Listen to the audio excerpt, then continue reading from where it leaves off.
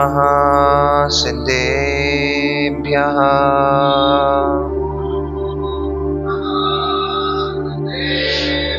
ॐ नमः सिद्धेभ्यः।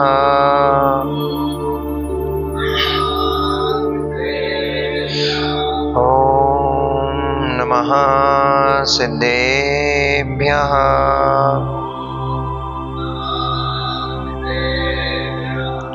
तव सिद्धेन सिद्धे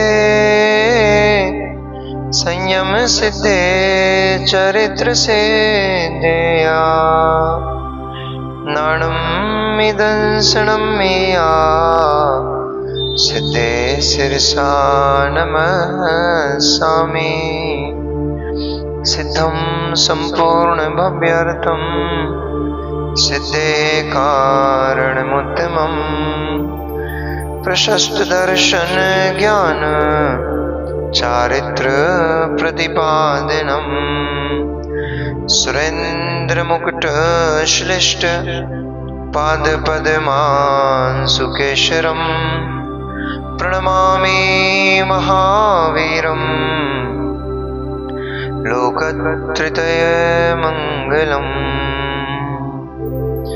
नमो अरिहन्ताणुं नमो सिद्धाणुं नमो आयर्याणुं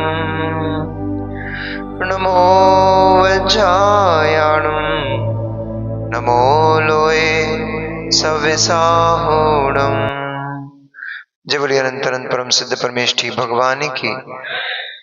जय बोलिए अनंत अनंत 24 तीर्थंकर भगवान की।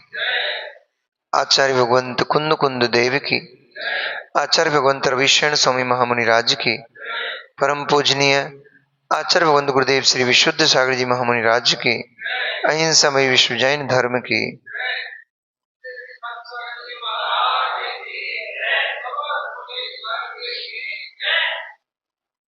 मनुष्य वर्तमान शासन है भगवान वर्धमान स्वामी के शासन काल में हम सभी भवजीव यहाँ विराजते हैं। परम भट्टारक महाश्रमण उन भगवान वर्धमान स्वामी के मुख कमल से निश्चित भगवती वाग्वादिनी मजनवाणी का हम सभी भवजीव करुणांजलि से पान कर रहे हैं। यह वाग्वादिनी यह भगवती मजनवाणी सभी जीवों का कल्याण करे, सभी जीवों का मोक्ष मार्ग प्रशस्त करे। द्रव्य त्रिकालिक सत्ता से युक्त है। एक ही द्रव्य में अनेक अनेक विरोधी धर्म एक साथ निवास करते हैं। वही सत भी है, वही असत भी है। वही वस्तु तद्रूप है पंडित जी, वही वस्तु उसी समय में अतत रूप भी है। यही जैन सिद्धांत का गहनतम तत्वार्थ सूत्र है और यही जैन सिद्धांत का रहस्यमय वांग्मय है। एक ही समय में जो वस्तु तत् है वो अतत कैसे हो सकती है, जो अतत है वो तत् कैसे हो सकती है, जो है वो नहीं भी है, जो नहीं है वो है। और ये दोनों बात एक समय में एक साथ घटित हो रही हैं, कैसे संभव है? आप हो भी, आप नहीं भी हो। ये तो हो सकता है आज हम यहां हैं, कल हम यहां पर नहीं थे, तो घटित हो जाएगी। हम है भी नहीं भी है। कल की अपेक्षा से हम यहां नहीं थे इसलिए नहीं है, कल हम यहां नहीं थे, आज हम हैं। परंतु एक ही समय में जिस समय पे आप हो यहां हो, उसी समय पर आप यहां नहीं हो।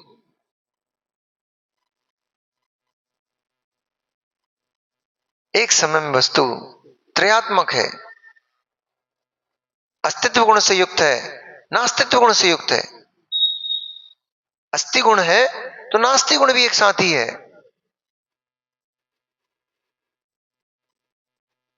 अंकुश भाई सोच रहे हैं महाराज कौन सा विषय समझ में नहीं आ रहा है। मित्र इसको समझ लोगे तो जगत की जितनी विविधाएं हैं वे सारी की सारी विविधाएं अपने आप समाप्त सी हो गई। सी इसलिए लगा रहा हूं क्योंकि विविधा तो रहेगी। समाप्त सी इसलिए लगाया क्योंकि कर्म के उदय से जो विविधा उत्पन्न हो रही है वो विविधा तो रहेगी, पर उस विविधा में भी जीव वेदित नहीं होगा, दुखी नहीं होगा। जिसने द्रव्य के इस त्रैकालिक सिद्धांत को समझ लिया उसे कष्ट होते हुए भी कोई कष्ट नहीं है, उसका असम्मान होते हुए, अपमान होते हुए भी न कोई अपमान न कोई सम्मान। सम्मान में उसे सम्मान नहीं दिखाई देगा, अपमान में अपमान नहीं दिखाई देगा, है उसमें नास्ति दिखाई देगी, नहीं है उसमें अस्थि दिखाई देगी।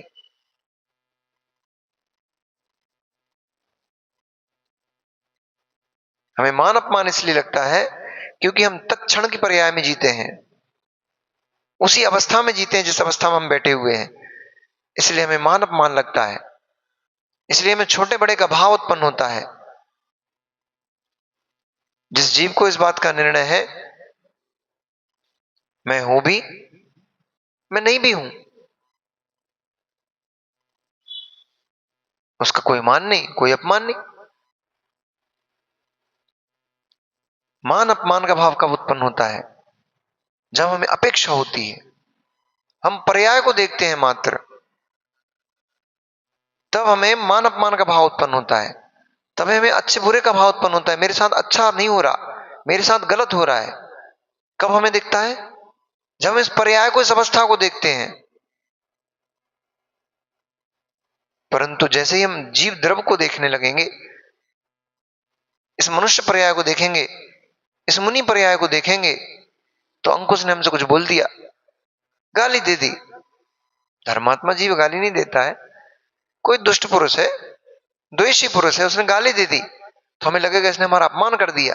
क्यों? क्योंकि आप अपने आप को उस मुनि पर्याय में देख रहे हो, मैं यह हूं।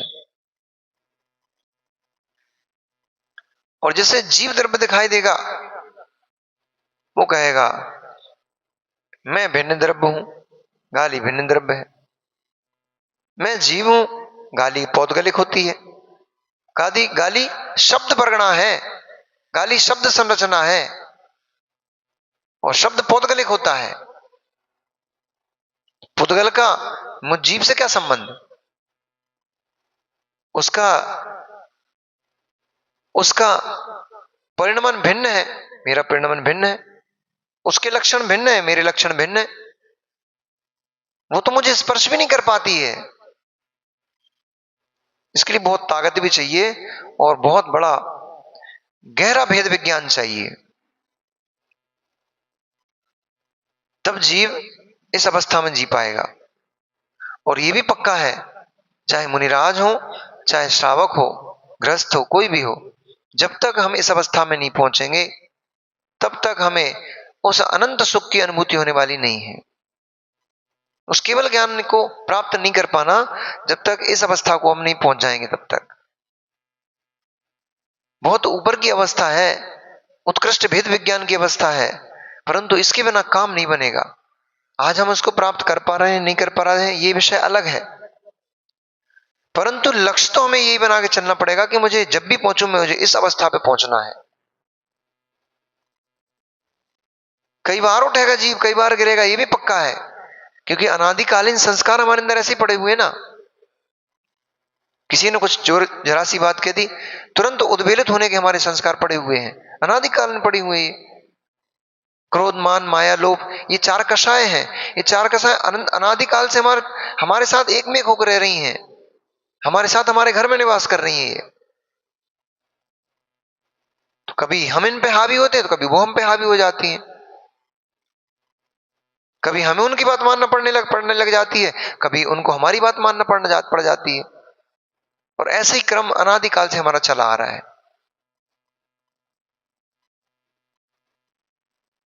मान अपमान समता समता दुतन्या, ऐसा आचार्य अमित गति स्वामी लिख रहे हैं भावना द्योतन का ग्रंथ में।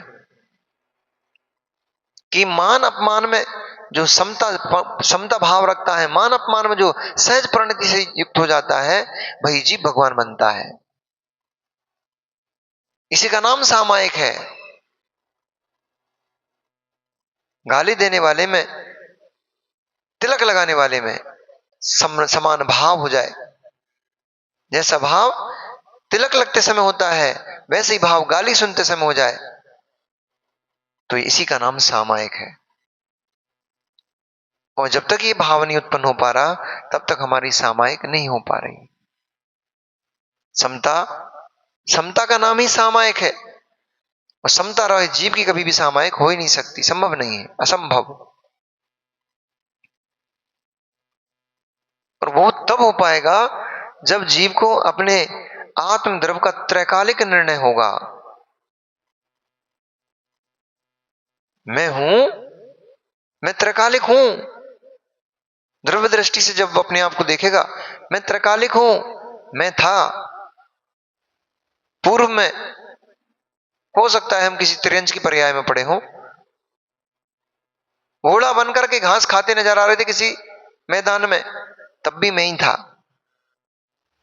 वो घोड़ा कौन था? मैं ही था। आज मनुष्य पर्याय में संयम को ग्रहण करके यहां पर बैठे हुए हैं, तब भी मैं ही हूं।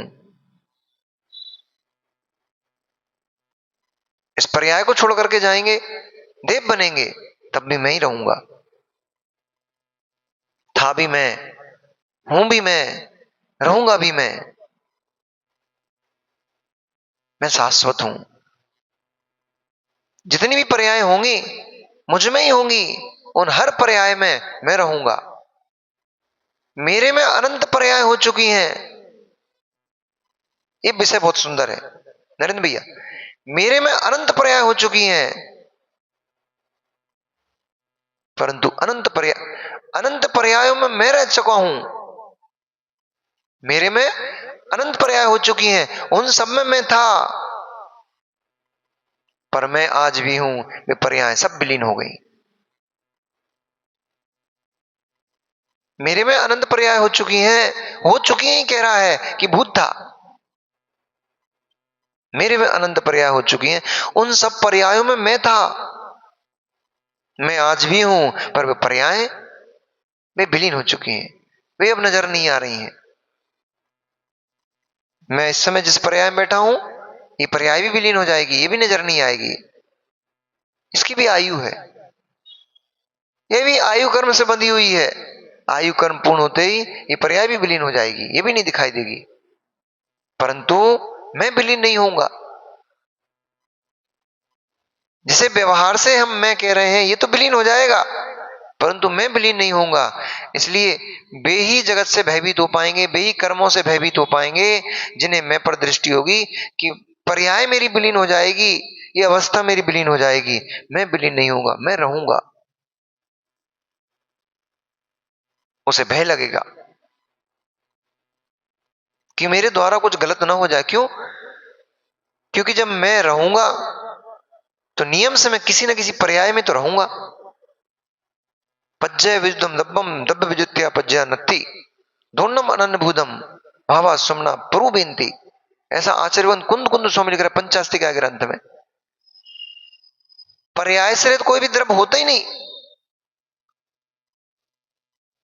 कभी कोई एक द्रव्य ऐसा जिसमें एक भी पर्याय ना होती हो? कोई द्रव्य नहीं होता। जो स्वभाव स्वरूप परिणमन करते हैं, धर्म द्रव, अधर्म द्रव, आकाश द्रव, काल द्रव, ये चार द्रव विभाव रूप परिणमित नहीं होते, ये स्वभाव में ही रहते हैं हमेशा। उनमें भी पर्याय हैं, उनमें भी अगुरु लघुरु परिणमन चल रहा है हर समय हर क्षण। और अगर नहीं चलेगा तो वे द्रव नहीं बचेंगे, क्योंकि द्रव, द्रव्य नाम उसका द्रवणशील है, परिणमनशील है। वो परिणमन ही नहीं होगा तो द्रव ही नहीं बचेगा। इसलिए हर क्षण हर समय प्रत्येक द्रव्य में परिणमन चल रहा है। चार द्रव्यों में स्वभाव स्वभाव रूप परिणमन चल रहा है, जीव और पुद्गल में स्वभाव विधा रूप परिणमन चलता है।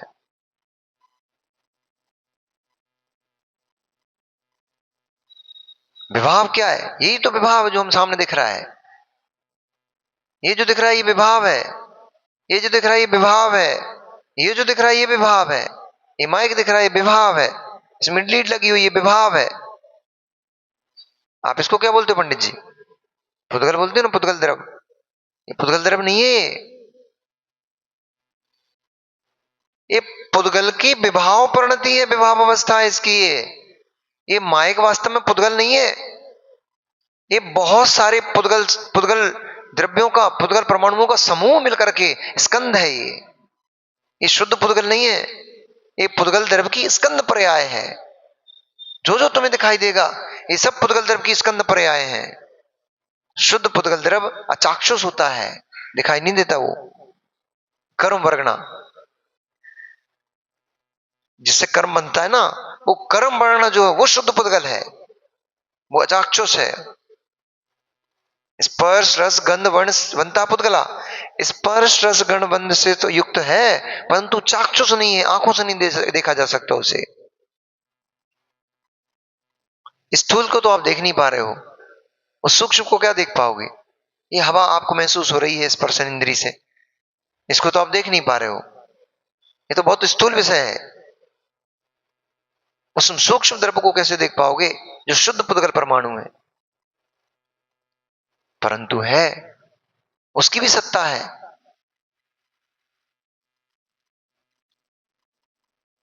परिणमनशील है वो भी।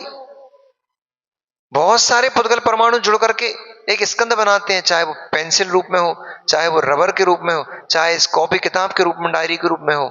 ये सब बहुत सारे पुद्गल परमाणुओं का पिंड है, यही इसका परिमाण है, और इसी का नाम विभाव परिणति है। स्वभाव में रहेगा शुद्ध एक पुद्गल परमाणु होगा, और जहां जुड़ गया विभाव खड़ा हो गया। ऐसे ही ये आत्मद्रव के साथ है। ये आत्मा में जितने राग द्वेष परिणाम चल रहे हैं, ये सब विभाव परिणति है, ये हमारी अपनी स्वभाव परिणति नहीं है। कर्म के निमित्त से उत्पन्न हो रहे हैं ये भाव, परंतु इनको ऐसा मान के छोड़ा भी नहीं जा सकता कि कर्म के नाम के मत कर्म से हो रहे हैं, अब मैं तो इसमें कुछ कर ही नहीं सकता,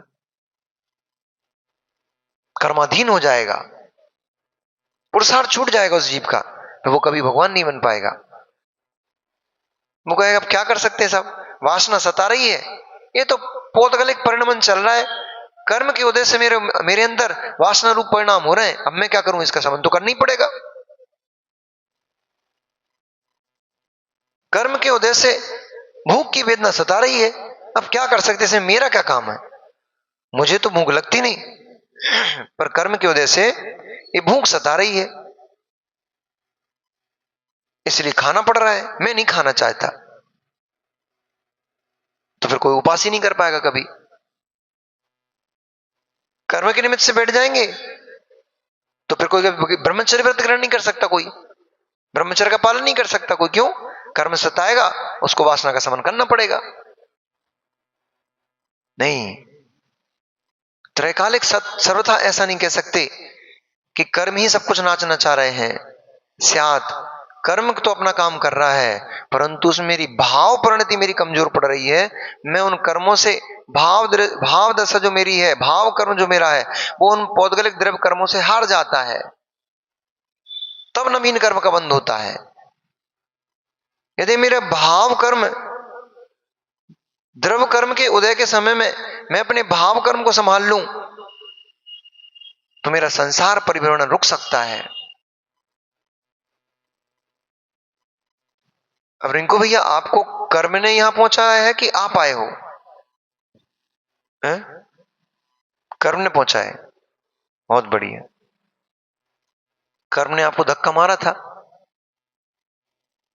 आप सोना चाह रहे थे, नींद आ रही थी, पर कर्म ने कहा नहीं, उठो और जाओ अभिषेक करके आओ, तो आप उठ के तुरंत अभिषेक करने आ गए। कर्म नहीं कहता तो आप नहीं आ पाते, सही है ना?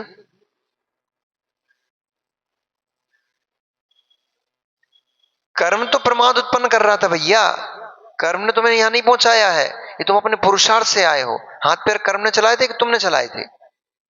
निर्णय किसने किया था, जीव ने किया था कि कर्म ने किया था कि मुझे अभिषेक करने जाना है? तो कौन पहुंचा रहा है, कर्म पहुंचा रहा है कि जीव स्वयं आ रहा है? स्यात्, कर्म ने भी पहुंचाया है,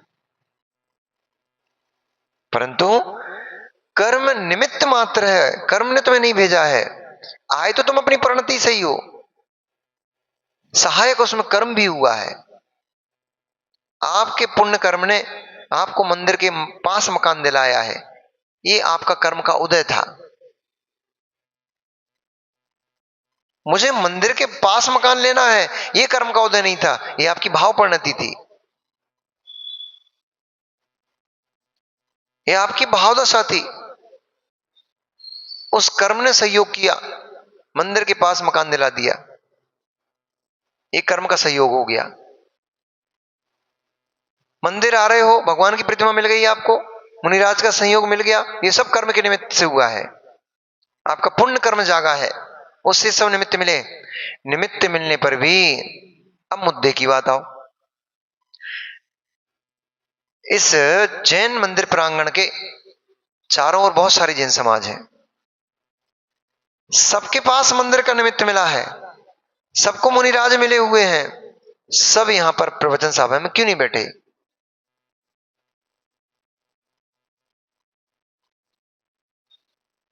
मंदिर के निकट, मंदिर के बाजू में मकान बहुत सारे लोगों का है, भगवान की प्रतिमा सभी के लिए वही है, एक जैसी है, प्रवचन सभी के लिए हो रहा है, मुनिराज सभी के लिए बैठे हैं, परंतु इस प्रवचन सभा में आने का, अभिषेक पूजन करने का भाव सब जीवों को उत्पन्न क्यों नहीं हो रहा? आपको उसका पाप कर्म का उदय चल रहा है, उसके पाप कर्म का उदय, पाप कर्म का उदय नहीं, उसके पुण्य कर्म का उदय चल रहा है कि इतनी सारी सामग्रियां उसको मिल गई। जिनेंद्र भगवान के निकट कभी भी रहने का सौभाग्य पुण्यात्माओं को मिलता है, पापात्मा को नहीं मिलता। गुरु का सानिध्य पुण्यात्मा को मिलता है, पापात्मा को नहीं मिलता। पुण्य तो है, परंतु पुरुषार्थहीनता हो गई अब यहां पर।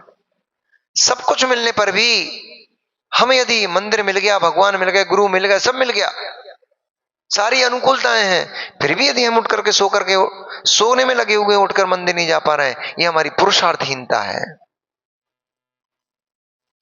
सोना सबको ही अच्छा लगता है, वो तो प्रमाद है ही हमारा। सोना किसको अच्छा नहीं लगता? सभी को लगता है भाई 6 बजे सुंदर अच्छी अच्छी ठंडी ठंडी हवा रहती है, उसी समय बढ़िया नींद आती है, और उसी पे ये लोग अभिषेक शुरू कर देते हैं 6:15 बजे, 6:30 बजे। अब 6 बजे उठोगे तब तो नहा धो के 6:30 बजे तक मंदिर पहुंचोगे, वही अच्छी सुंदर नींद का समय है, और उस नींद को आप छोड़ करके, मन तो करता है, सुनील भाई ये मन नहीं करता क्या थोड़ी देर और सो लेते? ये कर्म काम कर रहा है, ये जो प्रमाद उत्पन्न कर रहा है, ये कर्म काम कर रहा है। वो कह रहा है आराम है, अच्छा बढ़िया, थोड़ा और सो लो, परंतु यहां पे पुरुषार्थ हो रहा है आपका, नहीं अगर मैं और देर सो गया तो भगवान का अभिषेक नहीं मिल पाएगा, मुझे अभिषेक में जाना है। ये आपका पुरुषार्थ काम कर रहा है। अभिषेक के निमित्त से आपने स्नान आदि किया, डिब्बी लगाई, द्रव्य लगाई, उठ करके पैदल चल करके आए, ये आपका पुरुषार्थ काम कर रहा है। ये कर्म नहीं धक्का दे रहा तुम्हें, अब कर्म तो रोक रहा था, परंतु पुरुषार्थ भी हमारा काम कर रहा है, ये भी पक्की बात है, इसमें भी कोई दो राहें नहीं है। ये भी तभी हो पाता है जब जीव के पास पुण्य कर्म की सत्ता होती है। पुरुषार्थ भी काम तब करता है जब सत्ता पुण्य कर्म की होती है। पुण्य नहीं होगा तो जीव पुरुषार्थ नहीं कर पाएगा, पुण्य नहीं होगा तो जीव का पुरुषार्थ सफल भी नहीं होगा। एक ही स्कूल में, एक ही क्लास में 100 बच्चों को एक ही टीचर पढ़ाता है, एक जैसी एजुकेशन देता है, एक ही एग्जाम्पल से सबको समझा रहा है, परंतु 100 में से 80 बच्चे पास हो गए अच्छी ग्रेड से, 10 बच्चों की ग्रेड नहीं बन पाई और 10 बच्चे फेल हो गए। अब इसमें टीचर का दोष नहीं है, इसमें पढ़ाई का दोष नहीं है, इसमें प्रत्येक जीव की अपनी अपनी योग्यता का दोष है और अपने अपने पुरुषार्थ का दोष है। दो चीजें पकड़ना पड़ेंगी। योग्यता तो उसको ग्रहण करने की थी, परंतु उसने पुरुषार्थ नहीं किया, पढ़ाई नहीं की, घूमने फिरने में मौज मस्ती में लगा रहा, उसको सफलता कब मिलेगी? घूमने में लगा रहा, फिरने में लगा रहा, मौज मस्ती में लगा रहा, योग्यता तो थी उसकी ग्रहण करने की, पर उसने ग्रहण नहीं किया। अब उसको सफलता कब मिलेगी? इसको कहेंगे तेरे पास पुण्य तो था, योग्यता तो थी, पर तूने पुरुषार्थ नहीं किया, इसलिए तू असफल हो गया। पुण्य से योग्यता मिली थी, उसका सदुपयोग करके उसने उसका उपयोग कर लिया, उपयोग करके उसने अच्छी पढ़ाई कर ली, उसको ग्रेड बन गई। पुण्य की सत्ता में पुरुषार्थ होता है, परंतु पुण्य ही पुण्य रखा रहेगा, पुरुषार्थ जीव नहीं करेगा तो भी लाभ नहीं मिलेगा। एक बड़ा सुंदर दृष्टांत आता है अकृत पुण्य का, कि जब वो अकृत पुण्य की पर्याय में था तो जिस चीज में हाथ लगाता राख हो जाती थी, जहां हाथ लगा डालता था वहां घाटा लगता था। और जब वही पूर्व दान के नियोग से थोड़ी सी खीर दान कर दी उसने मुनिराज को, आहार दान में खीर चला दी, उस पुण्य का ऐसा बंद किया उसने, भाव विशुद्धि से उसने जो दान किया, मुनिराज को आहार दान दिया, उससे वो कालांतर में जाकर के वो वो अकृत पुण्य धन कुमार हो गया। और अब जिस वस्तु में हाथ लगाता था वो सोना हो जाती थी, सोना उगलती थी वो। परंतु पुण्य के प्रभाव से हर कार्य सिद्ध तो होता था, लेकिन वहां भी आप खोजोगे तो उसको पुरुषार्थ करना पड़ता था। जानकर करते अथवा अज्ञानता में पुरुषार्थ किया जाता तो उसके द्वारा तभी मिलता था। हल चलाया उसने, सोचा इस किसान ने मुझे 2 रोटी भोजन में दी हैं, मेरा पेट भरा है, तो मुझे इसका कुछ कार्य करना चाहिए। जब तक ये सो रहा है तब तक मैं थोड़ी देर हल चला देता हूं। हल चलाया, हल चलाना उसका पुरुषार्थ था। बिना पुरुषार्थ के धन तो मिलना भाग्य था, हंडा मिलना भाग्य था उसका, परंतु वो हंडा तब तक नहीं मिला था जब तक उसने खेत में हल नहीं चलाया था।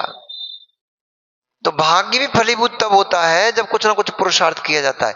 ये बात और है कि जिसको मिलना होता है उसके अल्प पुरुषार्थ में अधिक लाभ हो जाता है, और जिसको नहीं मिलना होता, जिसका भाग्य फूटा होता है, उसको अधिक पुरुषार्थ में भी अल्प लाभ भी नहीं मिलता है।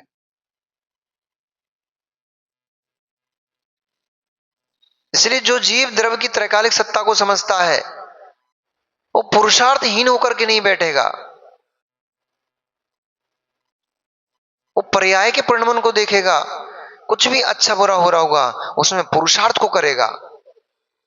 जब अपने साथ कुछ बुरा हुआ तो उसमें पुरुषार्थ लगाएगा, बुद्धि का पुरुषार्थ लगाएगा, बुद्धि का व्यायाम करेगा उसमें। मैंने कभी इस जीव का तिरस्कार न किया होता, मैंने कभी इस जीव को कोई कष्ट न दिया होता, तो आज इस जीव के द्वारा मुझे कष्ट क्यों दिया जा रहा है? मैंने कभी इस जीव की अवहेलना ना की होती तो इस जीव के द्वारा मेरी अवहेलना क्यों की जा रही है? भूत को देखेगा। क्या देखेगा पंडित जी? किसे देखेगा? भूत को देखेगा। मैंने ना किया होता तो मुझे क्यों झेलना पड़ेगा, पड़ता आज। भूत को देखा, अब वर्तमान को देखेगा। परंतु ये जिसका किया जा रहा है वो तो मैं हूं ही नहीं। किसी विधर्मी ने मुनिराज को गाली दे दी, मुनिराज के ऊपर पत्थर फेंक दिया, उनको बुरा बुरा बोल दिया। अब मुनिराज पहले भूत को देख रहे हैं, क्या करेंगे? उसको वापस से पत्थर फेंक के मारेंगे क्या? और वापस से पत्थर फेंक के मारेंगे तो मुनिराज बचेंगे क्या? उससे लड़ने जाएंगे तो फिर मुनिराज बचे क्या? उतनी देर तो नहीं बचेंगे। अपन जितनी देर गुस्सा करेंगे, जितनी देर किसी से लड़ेंगे, मान लो वो तो विधर्मी था ना, उसने गाली बक दी, क्या कर सकते हो?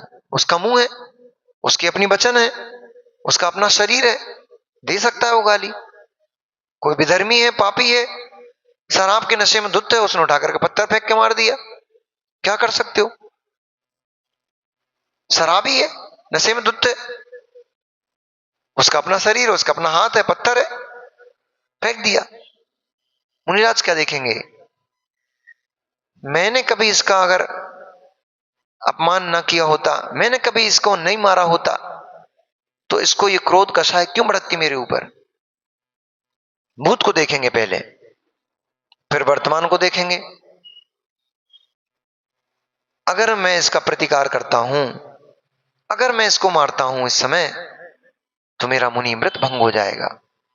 अगर मैं इसको भी मारता हूं तो मुझे पाप का आश्रय बंद हो जाएगा और पाप से मेरा भविष्य खराब हो जाएगा। क्योंकि द्रव्य त्रैकालिक है। अभी मैंने क्या बोला? द्रव्य की सत्ता त्रैकालिक है। त्रैकालिक दिखेगा तो पाप अपने आप रुक जाएगा। हमारी कमजोरी क्या होती है? हम वर्तमान को तो मात्र देखते हैं, हम भूत को नहीं देख पाते, हम भविष्य को नहीं देख पाते। इसलिए हमारे साथ बहुत सारी समस्याएं खड़ी हो जाती हैं। हमें यदि भविष्य को देखना ठीक, हम अगर भविष्य को देखना स्वीकार करने लग जाएं तो बहुत सारे पाप हमारे रुक सकते हैं, ठहर सकते हैं। हम अगर वर्तमान की परिणति को देखने लग जाएं तो हमारे बहुत सारे बिगड़े काम सुधर सकते हैं। परंतु संस्कार बस कहें या कषाय बस कहें, मान कषाय के लो, लोभ कषाय के लो, आदि आदि के कषायों के निमित्त से हमारी परिणति विकृत हो जाती है। हम उस आवेश के आगे हाथों से बिक जाते हैं। हम वो अशुभ कर्म के निमित्त से हम बिक जाते हैं, कमजोर पड़ जाते हैं उसके आगे हम, और हम अपना पुरुषार्थ भूल जाते हैं। हम अपना पुरुषार्थ नहीं कर पाते। वस्तु सत है, वस्तु असत है। वस्तु एक रूप है, वस्तु अनेक रूप है।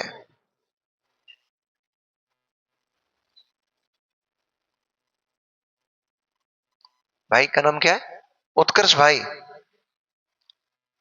तुम एक हो कि अनेक हो? अनेक नहीं हो, है? एक ही हो। तुम अनेक भी हो। इसी समय पे, जिस समय तुम एक हो, इसी समय पे तुम अनेक भी हो। पूछो कैसे? ये कान तुम्हारे हैं कि नहीं है? आपके ही हैं? या यूं कहें शरीर की अपेक्षा से देख रहे हैं, ठीक है? अभी जीव की अपेक्षा, द्रव्य की अपेक्षा से नहीं देख रहे हैं, पर्याय की अपेक्षा से देख रहे हैं। तो ये कान तुम हो कि नहीं हो? आंखें तुम हो कि नहीं हो? नाक तुम हो कि नहीं हो? मुख तुम हो कि नहीं हो? दांत तुम हो कि नहीं हो? पैर के नाखून तुम हो कि नहीं हो? उंगलियों के नाखून तुम हो कि नहीं हो? उंगलियां तुम हो कि नहीं हो? बोलते जाओ। पैर तुम हो कि नहीं हो? हाथ की उंगलियां तुम हो कि नहीं हो? पेट तुम हो कि नहीं हो? कितने हो? कितने हो? अनेक हो। परंतु इन अनेकों को मिलाकर के जो हो वो एक है। तुम जो हो वो इन सब एक एक नहीं है। उंगली तुम हो क्या? केवल उंगली तुम हो क्या? नहीं, क्योंकि मेरे में और भी चीजें हैं। नाक भी है, आंख भी, कान भी है। उंगली अकेला मैं नहीं हूं। नाक अकेले हो क्या? कान अकेले हो क्या? नहीं, एक एक अंग में नहीं हूं। परंतु मुझसे भिन्न एक एक अंग भी नहीं है। शरीर की अपेक्षा से, पर्याय की अपेक्षा से एक एक अंग मात्र में नहीं हूं, परंतु एक एक अंग जो है वो मैं ही हूं। मुझ में ही सबको मिला दो, वही मैं हूं।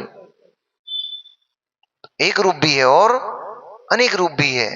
एक ही क्षण में, एक ही समय में आप एक रूप भी हो और अनेक रूप भी हो।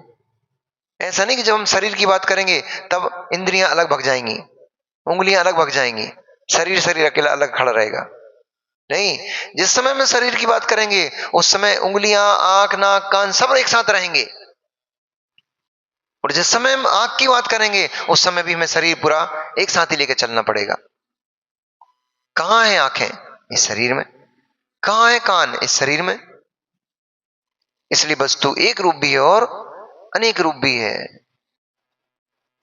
वस्तु है भी, नहीं भी है। अब ये तो समझ में आ गई, एक रूप है, अनेक रूप है। इस समय मैं हूं, मैं नहीं भी हूं। ये समझ में नहीं आ रहा। जब मैं हूं तो नहीं हूं कैसे हो सकता है? मैन भाई बताओ कैसे?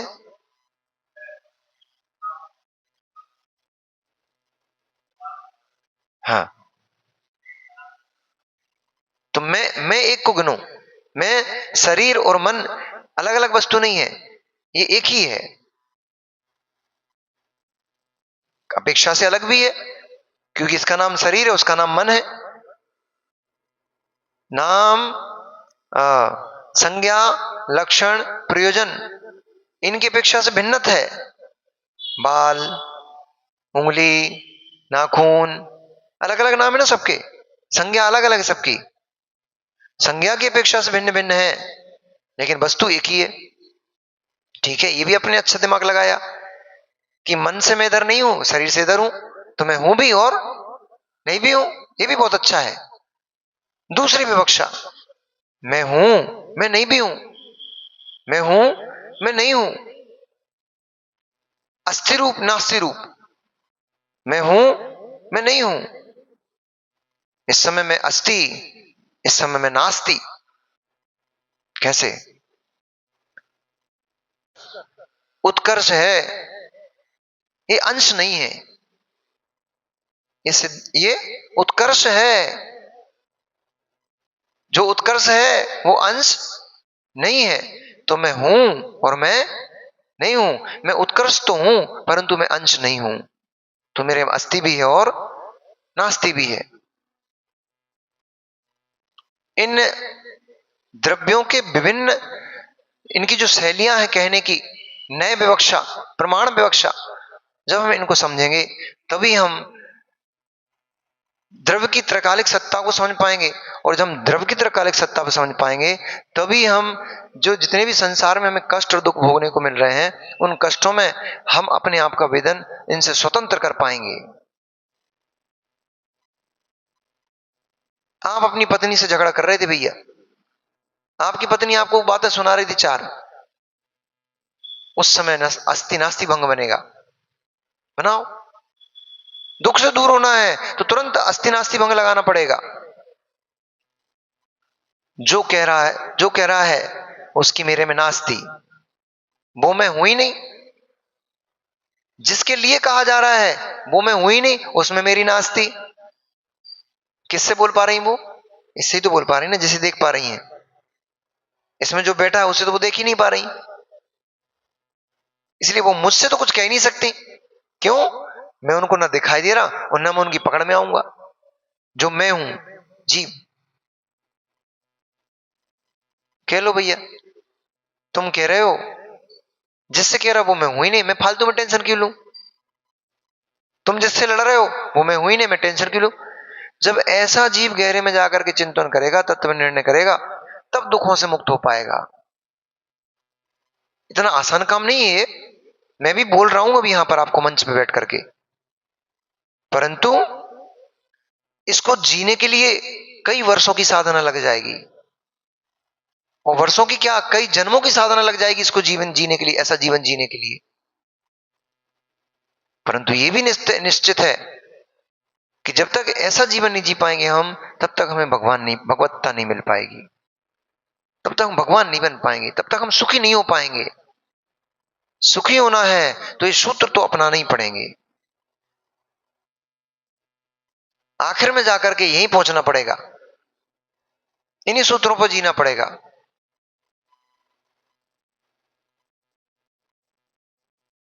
सुख के मिलने पे हर्ष सबको होता है, दुख के मिलने पे सभी को शोक होता है, कष्ट होता है, दुख होता है। परंतु ज्ञानी किसको कहा है? प्राज्ञ शोको न धार्यति। प्रज्ञावान पुरुष शोक धारण नहीं करते हैं।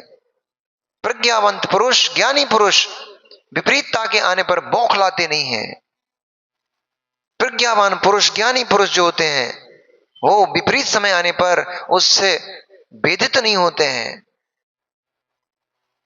उस विपरीतता के समय में शांत परिणाम रखते हैं। ये प्रज्ञावंतों का काम है, और इस प्रज्ञा के लिए बहुत साधना करना पड़ेगी। बहुत बार भेद विज्ञान लगाना पड़ेगा, बहुत बार द्रव्यों को अपने से भिन्न देखना पड़ेगा। क्योंकि छोटी सी कोई बात होती है, हम तुरंत उसमें बह जाते हैं, और बह जाने के कारण हम अपने स्वभाव से च्युत हो जाते हैं। इसलिए तो हमारा संसार परिवर्तन चल रहा है। क्यों भटक रहे हैं हम?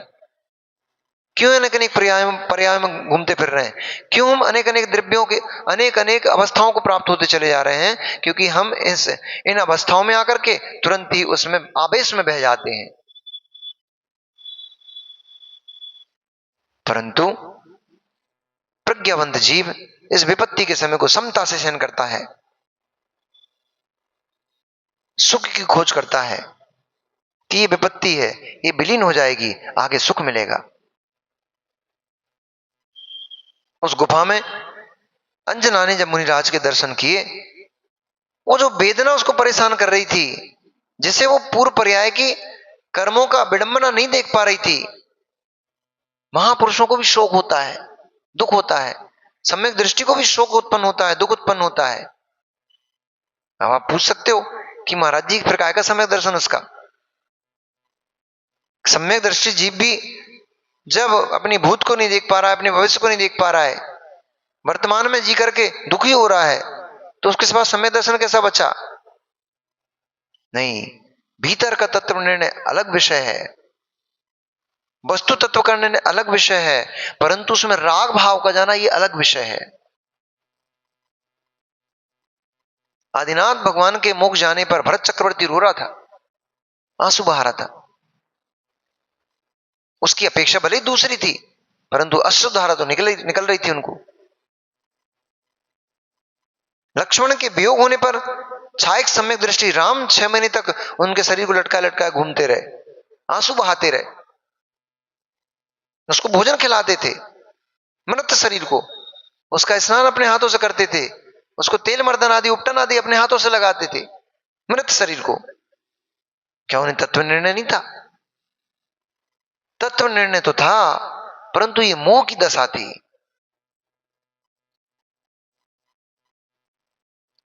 ऐसे ही अंजना जब सास ने घर से निकाला, पिता ने भगा दिया, भटकती हुई जंगल में गुफा में पहुंची, कोई सहारा नहीं दिख रहा था, तब अश्रुधारा बहा रही थी, आंखों में से आंसू टपका रही थी, परंतु मुनिराज के दर्शन करते ही उसका शोक दूर हो गया। मुनिराज से उसने निवेदन किया, भगवान कृपया कर मुझे बताइए तो मैंने ऐसे कौन से पाप किए जिसके कारण से मुझे ये दुख भोगना पड़े, कष्ट भोगना पड़े। मुनिराज ने उसकी अवधि ज्ञान के माध्यम से उन्होंने संपूर्ण वृत्तांत को जाना और जान करके उससे कहा कि जब तू विजयार्थ पर्वत की अरुण नगर नाम के नगर में राजा सुकंड की पत्नी कनकोदरी थी, तब तो बड़ी सुंदर थी, पट्ट महिषी थी, पट्ट महारानी के अहंकार में, सुंदरता के अहंकार में तू कि सभी का तिरस्कार करती थी, तू किसी को अच्छा देखती नहीं थी, यहां तक कि तुझे धर्म से भी द्वेष भाव उत्पन्न होता था। उसी राजा सुकंड की एक पत्नी थी और थी, जो सभी गुणों से, सभी लक्षणों में सुंदर थी, सभी गुणों से उत्कृष्ट थी, और जो जिनेंद्र भगवान में प्रीति को रखती थी, मन को रखती थी। उसकी भक्ति से प्रसन्न होकर के सारे महल के अनेक अनेक सामंत जो थे वे उसकी प्रशंसा किया करते थे। उसकी प्रशंसा से तुझे बड़ा ईर्ष्या भाव उत्पन्न होता था। वो मधुर कंठ से जब भगवान की स्तुति गाया करती थी तो सभी लोग उसके साथ बैठ करके झूमने लग जाते थे। यह दृश्य देख करके तेरे मन में बड़ी उत्कंठा उत्पन्न होती थी, तुझे बड़ा द्वेष भाव उत्पन्न होता था। एक कसायों ने किन्हीं को नहीं छोड़ा भैया, यहां तक कि महेंद्र भैया आपका सगा भाई होगा, उसको लोग ज्यादा पूछने लग जाएं तो आपके अंदर ईर्ष्या भाव उत्पन्न होने शुरू हो जाता है। पिता को और पुत्र में, पुत्र की ज्यादा पूछ होने लग जाए, पिता को लोग पूछे ना तो पिता को अपने ही पुत्र के साथ ईर्ष्या भाव उत्पन्न होने लग जाता है। यहां तक कि वृत्ति, अणुवृत्ति और महावृत्ति भी इन भावों से बच नहीं पाते हैं। ऐसा नहीं कह सकते कि सर्वथा नहीं, बचते ही नहीं है, ये भाव उनको भीतर भी उत्पन्न हो सकते हैं, हो जाते हैं कई बार। एक साधु की प्रशंसा, एक साधु की प्रभावना देख करके दूसरे साधु का कदाचित किसी साधु के मन में भाव ऐसा उत्पन्न हो सकता है, कई बार होता देखा जाता है, हो जाता है। ये भी काशायक परिणति है। बाद में भले ही वो छेदोपस्थापना कर ले, बाद में भले ही प्रायश्चित कर ले कि हमने ऐसा भाव उत्पन्न कर लिया था, परंतु तत्क्षण तो वो कसाय ने आपको घेर लिया, तत्क्षण तो उस कसाय ने साधुपने को नष्ट कर दिया, तत्क्षण की उस कसाय ने तो वृत्तिपने को नष्ट कर दिया। तत्क्षण ने तीस कसाई ने तो आपके मनुष्य धर्म को नष्ट कर दिया। तो भले ही तू पट्टमहिषी थी, परंतु तेरे अंदर उत्कंठा और द्वेष के भाव उत्पन्न होते थे। एक दिन आवेश में आकर के, गुस्से में आकर के तूने जिस प्रतिमा की वंदना करती थी उस प्रतिमा को बावड़ी में छुपा दिया, फेंकवा दिया, अनादर कर दिया जिन प्रतिमा का। जिनेंद्र भगवान की अनादर, प्रतिमा का अनादर करने से तूने घोर घोर पाप का बंध किया।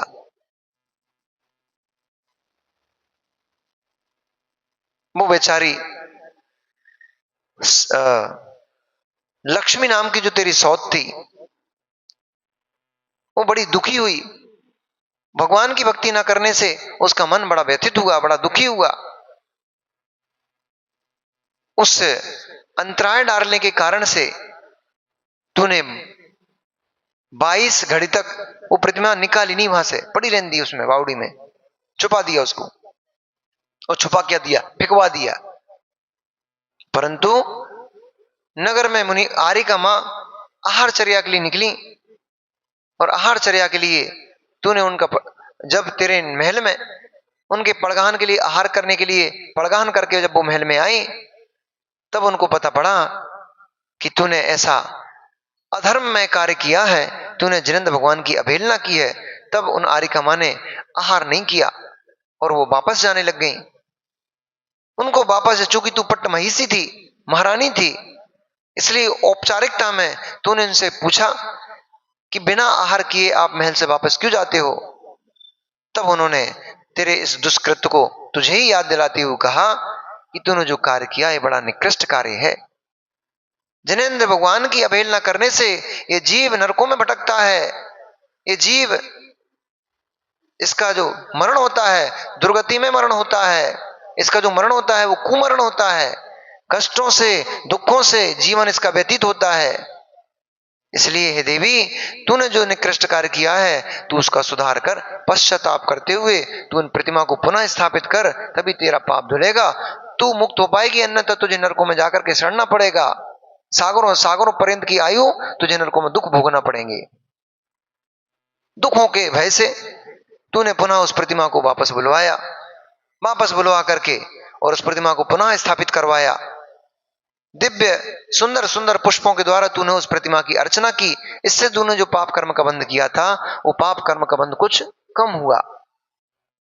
परंतु 22 घड़ी तक तूने उस प्रतिमा को छुपा के रखा था, दर्शन नहीं होने दिए थे, इसलिए तुझे 22 वर्ष तक पति के वियोग को सहना पड़ा।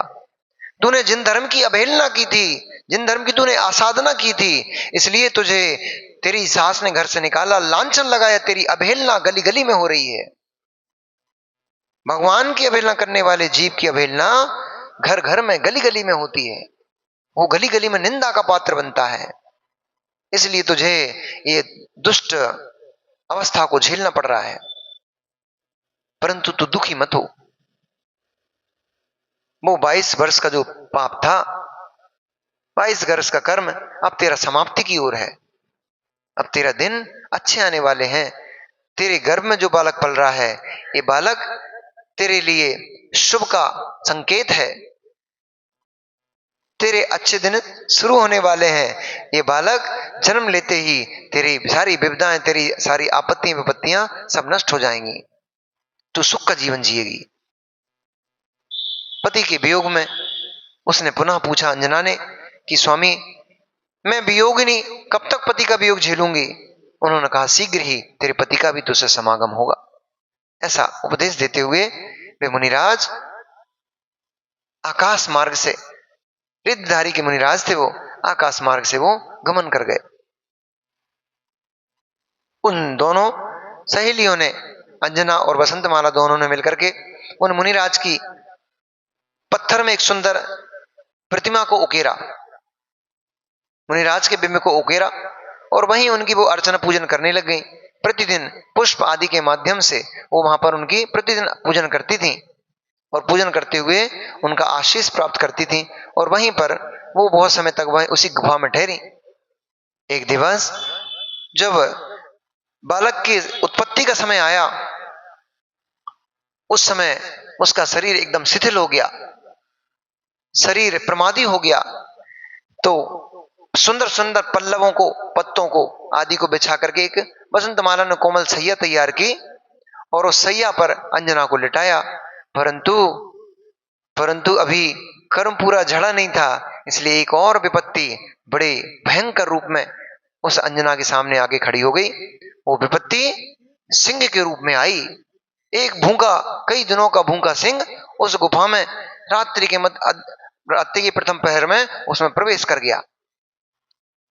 उधर उधर में पीड़ा उत्पन्न हुई, बालक के जन्म का समय हो गया और इधर वह सिंह गुफा में प्रवेश कर गया। अब ऐसी विकट स्थिति में वो सिंह उस भोजन के रूप में उस स्त्री को देखते हुए अपने मुख को खोलता हुआ, दहाड़ता हुआ, अनेक प्रकार के हाव भाव प्रकट करता हुआ वो सिंह अंजना के पास जा रहा था। फिर क्या हुआ? अब अंजना को खा लेगा कि वसंतमाला को खाएगा, कि दोनों बच जाएंगी? कुछ तो होगा। अब क्या होगा वो कल पता लगेगा।